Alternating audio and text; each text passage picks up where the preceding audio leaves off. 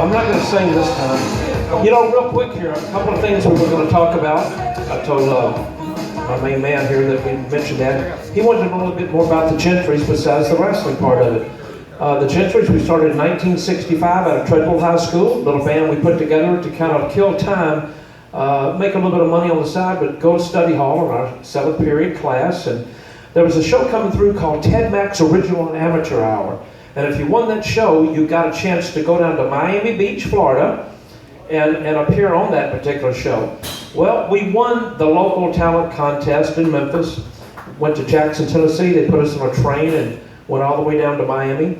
So while we were in Miami, the first time, we did the show down there at Jackie Gleason Theater. And believe it or not, 2 weeks later, they called us and said we had the most votes. It was kind of a nationwide show that went on. So we won it. 2 months later, we go back down there again. We win the second time.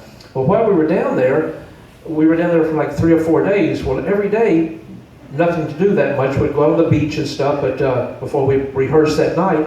But I kept drinking all this orange juice over and over. Orange juice for breakfast, orange juice for dinner, orange juice for supper.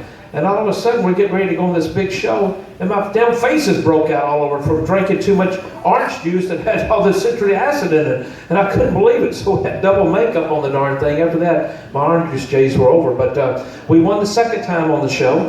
The third time we got ready to do the show, we had signed a record deal with MGM Records because a friend of ours in Memphis named George Klein, who was Elvis Presley's big buddy back when they were in school. When they got out of school, Elvis, of course, had the hit records. George went into radio, which was WHBQ radio back then. So he was a big top DJ back then, had a local TV show called Talent Party, which was kind of a poor man's version of American Bandstand.